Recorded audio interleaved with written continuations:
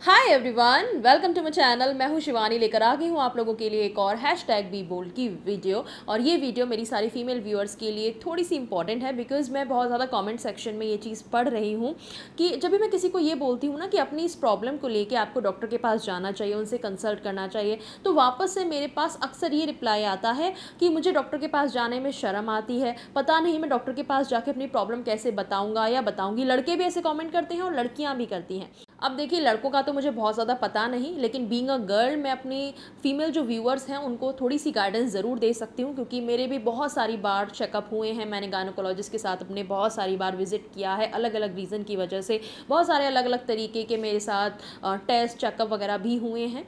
तो अब मुझे क्योंकि इतनी झिझक नहीं है, मैं कोई भी अगर मेरे साथ प्रॉब्लम अगर आज की डेट में होगी तो मैं बिना झिझक के ज़रूर अपने गायनोकोलॉजिस्ट के पास जाके उनसे कंसल्ट कर सकती हूँ। लेकिन बहुत सारी फीमेल ऐसी होती हैं जो नहीं जाना चाहती, या फिर उनको अंदर से शर्म लगती है, या फिर उनको अंदर से झिझक लगती है कि पता नहीं कैसे चेक होगा। तो बहुत लोगों के लिए मैं आज इन्फॉर्मेशन ये देने वाली हूँ कि आखिर ऐसा होता क्या है, और शायद उनके मन से मैं थोड़ा डर निकाल पाऊँ, उनको अंदर की ये सच्चाई बता पाऊँ कि किस तरह से उनका चेकअप होगा और किन किन चीज़ों का आपको ध्यान रखना है। तो वीडियो होने वाली बहुत ज़्यादा इन्फॉर्मेटिव, इसे लाइक करना, कमेंट करना, शेयर करना अपने सारे फीमेल दोस्तों के साथ में। इसके साथ साथ पहली बार मेरे चैनल पर सब्सक्राइब कर लेना, बेल आइकन को प्रेस करेंगे तो मेरी वीडियोज़ के आपको नोटिफिकेशन मिलते रहेंगे। Let's get started.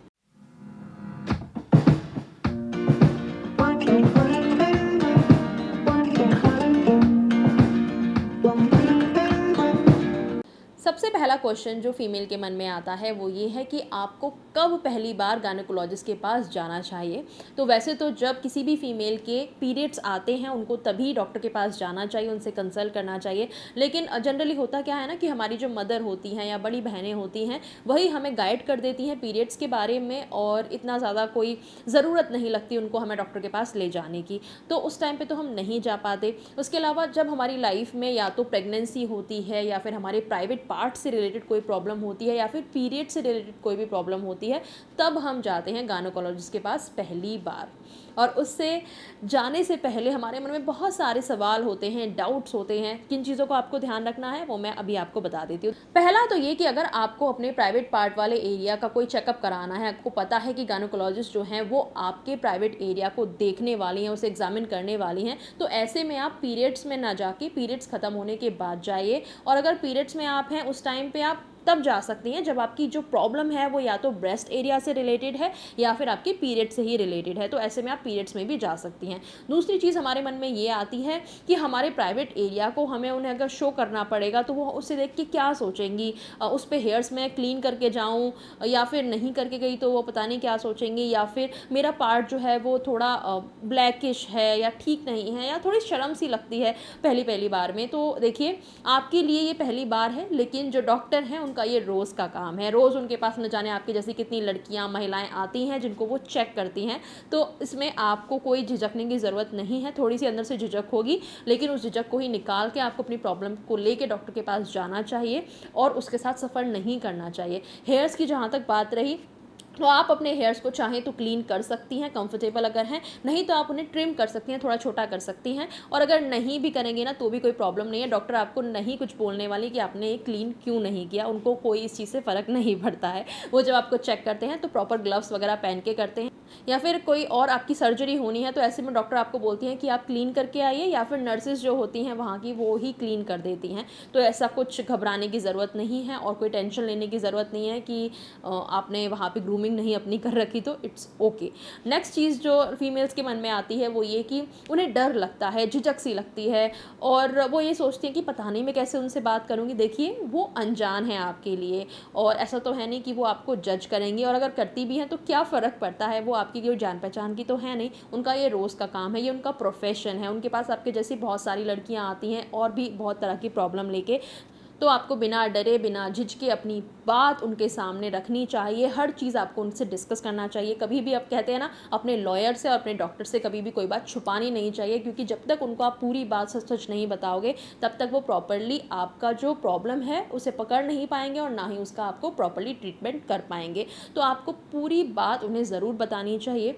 काफ़ी ज़्यादा पर्सनल सवाल वो आपसे पूछ सकती हैं, तो उसके लिए मेंटली आप प्रिपेयर रहिए। ऐसा मत सोचने लग जाना उस टाइम पे कि ये मुझसे इन्होंने क्या पूछ लिया, या फिर आप उस समय ब्लैंक हो जाओ, बता ही ना पाओ। उन चीज़ों के लिए मेंटली आप प्रिपेयर रहो। जैसे कि आपकी पीरियड्स के बारे में वो आपसे पूछ सकती हैं कि पीरियड्स की आपकी साइकिल कितने दिन की होती है, कितने दिन पीरियड्स आते हैं, लास्ट पीरियड जो है वो कब आया था, नॉर्मली आपकी जो साइकिल है वो रेगुलर रहती है या नहीं, कितने दिनों बाद पीरियड्स आते हैं। तो आपको ये चीज़ें नॉर्मली भी अपनी लाइफ में नोटिस करते रहने चाहिए। आपकी डेट्स आपको पता होनी चाहिए, कितने दिनों बाद आपके पीरियड्स आते हैं, ये आपको कैलकुलेट हमेशा करके रखना चाहिए, जैसे कि कभी भी डॉक्टर के पास जाने की ज़रूरत पड़े तो आपको ये चीज़ें पता हों। इसके अलावा वो आपकी सेक्शुअल चीज़ें भी पूछ सकते हैं, जैसे कि आप रेगुलरली एक्टिव हो सेक्शुअली या नहीं, आपका कोई बॉयफ्रेंड है, या अगर आप मैरिड हो तो आप कितने ज़्यादा एक्टिव हो, या फिर लास्ट टाइम आप इंटीमेट कब हुए थे अपने पार्टनर के साथ। इस तरह के सवाल वो आपसे पूछ सकती हैं और आपको बिना शर्माए हुए उनको आंसर इन चीज़ों का देना चाहिए।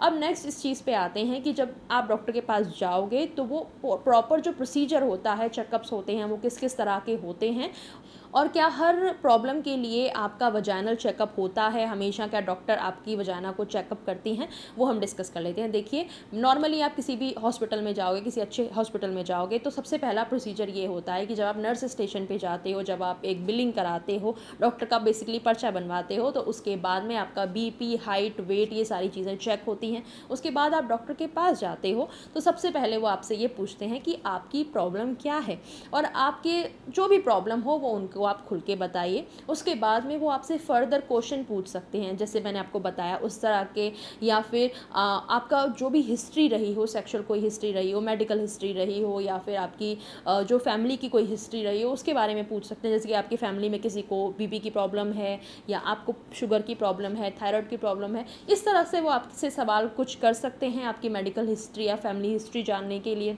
इसके अलावा फिर नेक्स्ट वो आपको एग्जामाइन करते हैं अगर उस एरिया में आपकी प्रॉब्लम है। जैसे कि अगर आपके प्राइवेट पार्ट एरिया में प्रॉब्लम है, वो आपको आपके नीचे के कपड़े उतारने को बोलेंगे, लेट जाने को बोलेंगे, और तब वजाइना का आपका वो चेकअप करेंगे। इसमें सिर्फ देख के भी वो चीज़ें चेक कर सकते हैं। इंटरनल पार्ट में कोई प्रॉब्लम है तो फिंगर इंसर्ट करके भी वो चेक कर सकते हैं, कोई टूल इंसर्ट करके भी वो चेक कर सकते हैं। इसके अलावा ब्रेस्ट एरिया में कोई प्रॉब्लम है तो वहाँ भी वो एग्जामिन करके उसे देख के तब चेक करते हैं। इसके अलावा अगर कोई आपकी प्रॉब्लम ऐसी है जिसमें चेकअप करने की ज़रूरत, इस तरह का एग्जामिन करने की ज़रूरत नहीं है, अगर पीरियड्स की कोई प्रॉब्लम है या नॉर्मली कोई ऐसी प्रॉब्लम है जो बातचीत करके ही आप उन्हें प्रॉपर समझा पाओ, तो उसके बेस पे ही वो आपको दवाइयाँ या जो भी ट्रीटमेंट होगा वो आपको बता देंगे। तो ज़रूरी नहीं है कि हमेशा हर बार ही आपका वजाइनल जो है वो एग्जामिन होगा। तो आप डॉक्टर के पास पहले चले जाइए और चीज़ें क्लियर हो जाएंगी। और अगर आपका वजाइनल उस तरीके का एग्जामिन होता भी है तो डरने की कोई ज़रूरत नहीं है।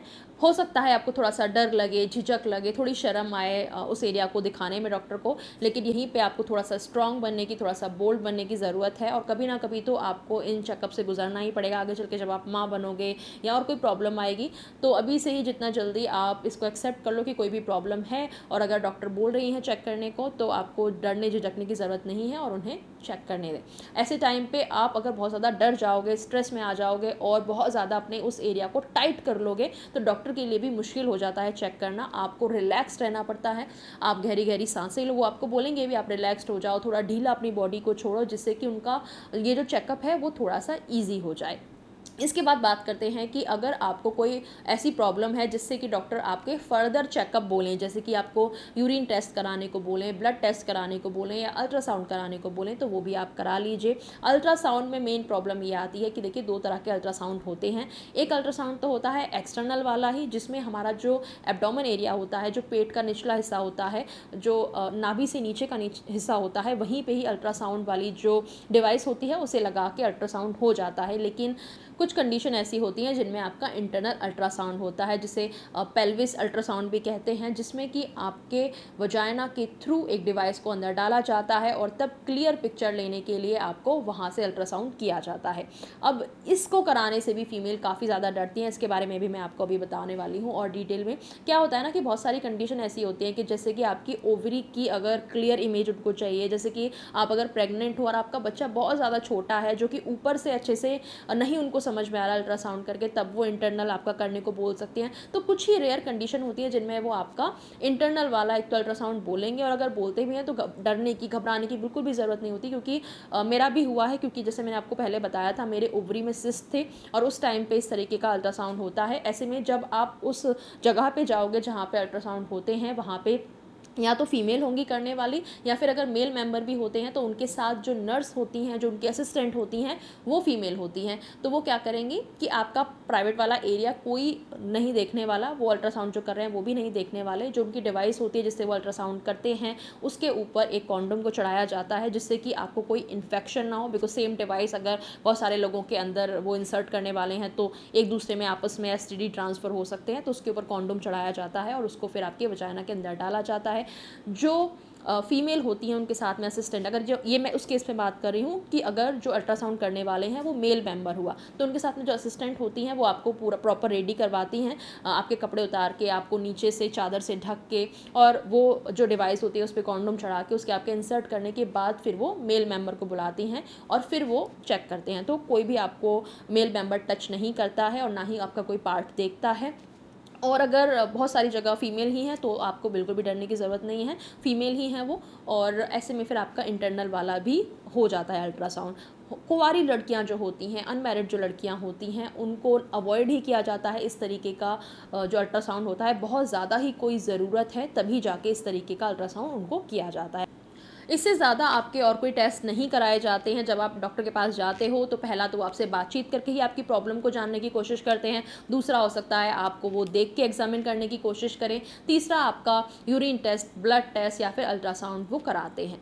इसके अलावा अगर आपको एसटीडी की प्रॉब्लम है या फिर सर्वाइकल कैंसर की प्रॉब्लम है, तभी जाके आपके और भी काफ़ी सारे टेस्ट होते हैं। तो जब भी आप डॉक्टर के पास जाओ, उनसे खुल के बात करो, उनको अपनी प्रॉब्लम समझाओ, और वो कुछ पूछें तो आप उनको क्लियरली अपनी सारी चीज़ें सच सच बताओ ताकि वो आपका ठीक से ट्रीटमेंट कर पाएँ। तो आज की वीडियो के लिए था इतना ही। अगर आपके मन में और भी क्वेश्चन हो इस बारे में तो आप मुझे कमेंट सेक्शन में पूछ सकते हो। इस वीडियो को शेयर कर सकते हो अपनी फीमेल फ्रेंड्स के साथ में ताकि उनको भी थोड़ी सी अवेयरनेस हो। और मैं चलती हूँ, मिलूँगी आपसे अगले वीडियो में एक नए टॉपिक के साथ। तब तक के लिए बाय बाय, टेक केयर।